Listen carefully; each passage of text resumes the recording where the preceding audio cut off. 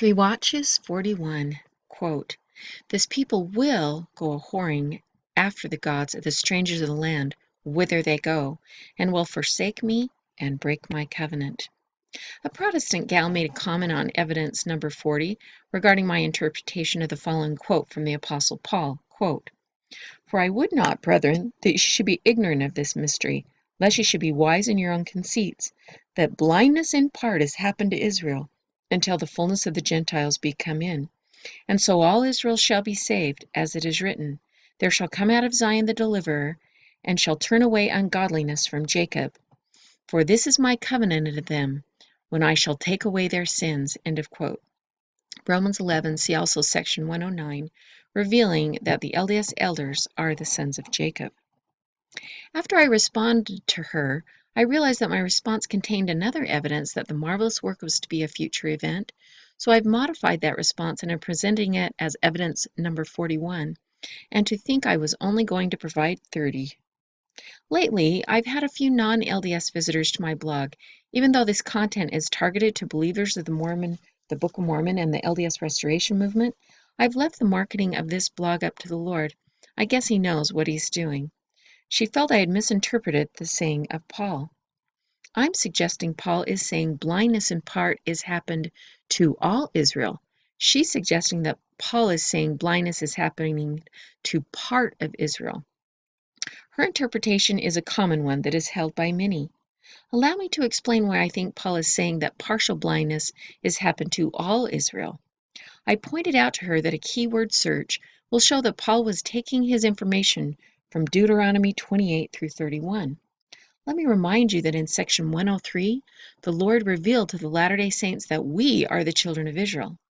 This should have been a very sobering realization to any of the saints living at the time this revelation was received, that were familiar with the prophecies of Moses concerning the future of the children of Israel in the latter days. For that matter, it should be a very sobering realization to those of us living today. Those chapters of Deuteronomy clearly outline that the descendants of the children of Israel would go a-whoring after other gods and break the covenant whither or wherever they go. After they totally corrupt themselves, evil will befall them in the latter days. That is what the time of Jacob's trouble is all about, and we are almost there. A total financial collapse of our fiat money and false economy and war is not far off. I've listed a few excerpts from these chapters below, but as always, you need to dig in and really read these chapters for yourself, because the children of Israel are our ancestors and we are their literal offspring, and it's very humbling and sobering that these prophecies pertain to us. Quote, "These are the words of the covenant which the Lord commanded Moses to make with the children of Israel in the land of Moab, beside the covenant which he made with them in Horeb. And Moses called unto all Israel, and said unto them, Ye have seen all that the Lord did before your eyes in the land of Egypt unto Pharaoh, and unto all his servants, and unto all his land, the great temptations which thine eyes have seen, the signs, and those great miracles." This is in red. "Yet the Lord hath not given you an heart to perceive, and eyes to see, and ears to hear, unto this day." End of quote. Deuteronomy 29. The statement in Deuteronomy 29 is what Paul was quoting. God gives Israel a cursing and a blessing predicated on whether they would choose righteousness or wickedness. He also leaves the blindness upon them. Read the entire chapter. Now notice the following prophecy in chapter 31. Quote, "And the Lord said unto Moses, Behold, thou shalt sleep with thy fathers, and this is in red, this people will rise up and go a-whoring after the gods of the strangers of the land whither they go to be among them, and will forsake me, and break my covenant which I have made with them." End of red. "Then my anger shall be kindled against them in that day, and I will forsake them, and I will hide my face from them." End of quote. Clearly, we learn from these verses that all of Israel was going to go into spiritual blindness after the death of Moses. We're informed that they will do it wherever they go. The consequences are that God forsakes them and hides his face from them. Notice also that these prophecies are directed at the whole house of Israel, not just the Jews. These promises were given to all of Israel before they split into two kingdoms. This is how we know that this pertains to the whole house of Israel, not just the Jews. Quote, "For I know that after my death," and here it's in red, "you will utterly corrupt yourselves, and turn aside from the ways which I have commanded you, and evil will befall you in the latter days," end of red, "because you will do evil in the sight of the Lord, to provoke him to anger through the work of your hands." End of quote. We're informed by Moses that the spiritual blindness upon all of Israel continues into the latter days. As you can see, the original context has to do with what happens to all Israel.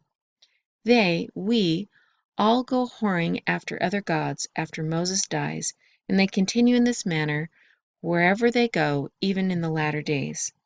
And no, the phrase latter days in those passages is not referring to the dark ages following the Meridian apostasy.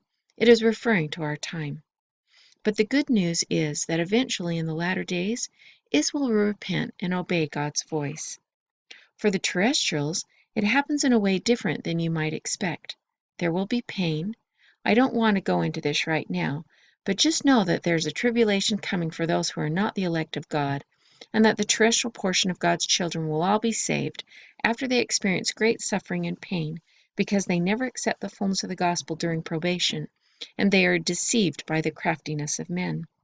Notice in chapter 30 the following prophecy about Israel in the latter days. Quote, "And it shall come to pass, when all these things are come upon thee, the blessing and the curse, which I have set before thee, and thou shalt call them to mind among all the nations whither the Lord thy God hath driven thee, and," this is all in red, "shalt return unto the Lord thy God, and shalt obey his voice according to all that I command thee this day, thou and thy children, with all thine heart, and with all thy soul, that then the Lord thy God will turn thy captivity and have compassion upon thee, and will return and gather thee from all the nations, whither the Lord thy God hath scattered thee." End of quote. Notice how important the doctrine of the literal gathering of Israel from all the nations is. This is one of the many reasons we know that Latter-day Israel has not yet become clean, because we are currently in a scattered condition and have not gathered to the holy places yet. Additionally, we are told that we will obey all the commandments of the Lord that would include consecration. Now that you have an accurate context for Paul's words, let's go to another verse in the Old Testament that Paul was paraphrasing when he spoke about the deliverer coming out of Zion. Notice that Isaiah was making specific reference to a specific prophetic event at a specific time when God's people are about to be attacked in the latter days, and God will send his latter-day Redeemer or Deliverer to save them. Notice that he is not sent to the righteous or to the righteous and the wicked, but he's sent to everyone who he is turning from transgression. That would be you and me, hopefully. Quote, "When the enemy shall come in like a flood, and the Spirit of the Lord shall lift up a standard against him," this is in red, "and the Redeemer shall come to Zion, and unto them that turn from transgression in Jacob," end of red, "saith the Lord.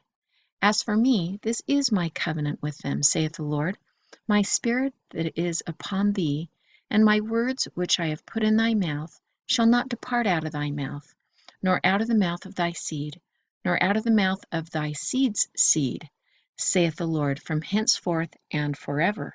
End of quote.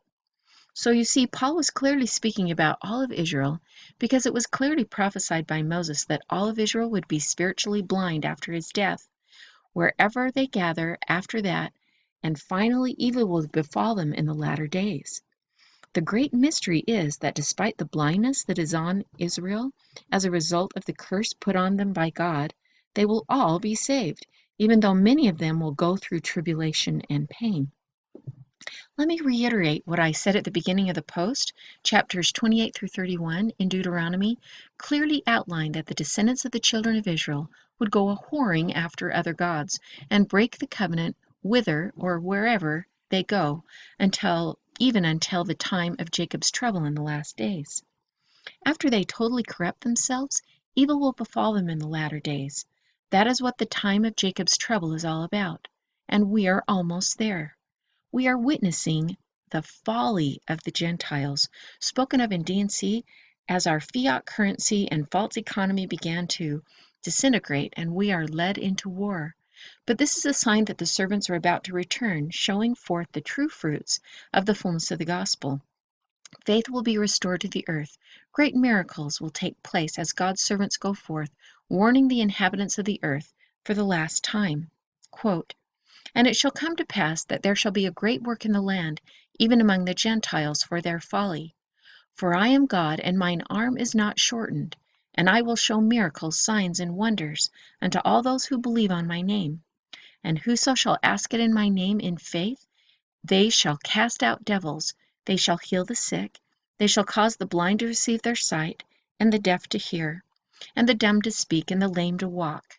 And the time speedily, but without faith shall not anything be shown forth except desolations upon Babylon, the same which has made all nations drink of the wine of the wrath of her fornication. And there are none that doeth good, except those who are ready to receive the fullness of my gospel, which I have sent forth unto this generation. And their abomination shall be made manifest in the eyes of all people, cometh that great things are to be shown forth unto the children of men." The deliverer is about to show up. Are you ready?